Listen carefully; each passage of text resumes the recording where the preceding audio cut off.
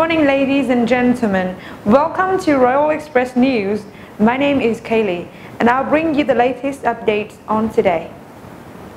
Professor blames Trump's administration on raising the rate of crime in Mexico. Yes, it's a statement from Professor Guadalupe Correa Cabrera. President Trump, in his campaign for the president position, said, when Mexico sends its people, they're not sending their best. They're sending people that have lost their problems. They're bringing drugs. They're bringing crime. They're rapists. This is the reason for the policy Trump. However, recently when Guadalupe traveled to Tijuana and other U.S.-Mexico border towns to conduct research on how the Trump administration's policies are affecting the situation there, she figured out that influxes of vulnerable people to places struggling with organized crime has threatened both the immigrants' lives and regional stability. Let's take a more close look at the interview with her. Do you think it's possible that some of the people who have been deported back to Mexico are already committed crimes before they were deported back to Mexico? Because you are saying deportation policy is making Mexico's life worse. Mexico and the United States, because people are very vulnerable and we have cartels at the border, operating at the border, and we have corruption in Mexico. Therefore, when you deport people to the border, they find themselves like they want to come back to the United States. They don't have their families or their networks, and some of them are forced to participate in the criminal activities, or some of them want to go to the United States, so they hire some smugglers that are in connection with the cartel. I understand, but why is that our problem? Well, it's not your problem, but you might have a problem as well, because you will have more criminal groups operating on the Mexican side of the border, and as you know, people are still arriving to the United States, no matter what. Why there is border here? I believe that every country has to have some kind of limit, and I think borders are important to establish certain limits. But it's somehow a little bit difficult here, as America has to think for Mexico. Of course, the US wants Mexico to be well, but it doesn't mean our policies have to be changed. I think that you're right, but at the same time, the United States can be threatened by more violence.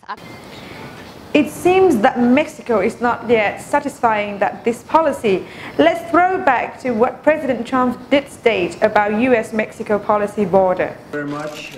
We're signing an executive order. I consider it to be a very important executive order. It's about keeping families together, while at the same time being sure that we have a very powerful, very strong border, and border security will be equal, if not greater, than previously. So we're going to have strong, very strong borders, but we're going to keep the families together. I didn't like the sight or the feeling of families being separated.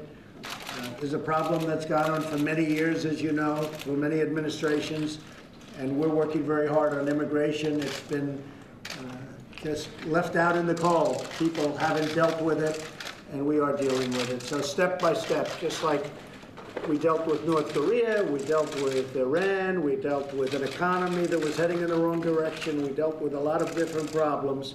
This is one that has been going on for many decades. So we're keeping families together, and this will solve that problem. At the same time, we are keeping a very powerful border, and it continues to be a zero tolerance. We have zero tolerance for people that enter our country illegally. With that, I'd ask Mike Pence, Vice President, if he'd like to say anything.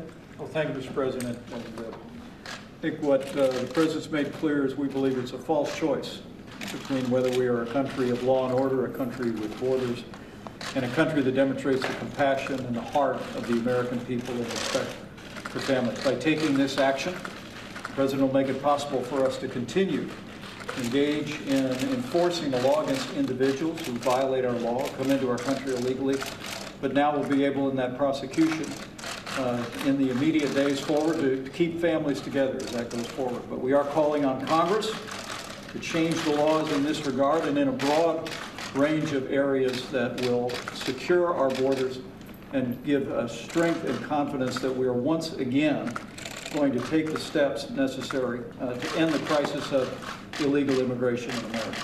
I think the word compassion comes into it, but it's still equally as tough, if not tougher. Secretary Newsom. I just thank you for your leadership, sir. We look forward and expect the House to act this week.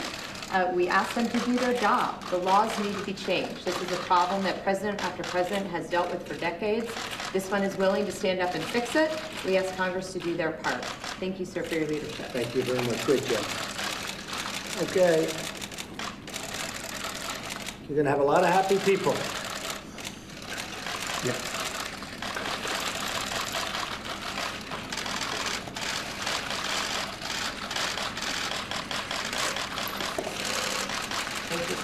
President, why did you wait so long to continue this coverage of this? It's been going on for 60 years. 60 years. Nobody's taken care of it. Nobody's had the political courage to take care of it, but we're going to take care of it. It's been going on for a long time. Do you think you're backing down? Critics No, the border is just as tough, but we do want to keep families together. This is a problem. If you look at some of those horrible scenes from a few years ago, to me they were horrible scenes. They were just terrible, and that was during the Obama administration.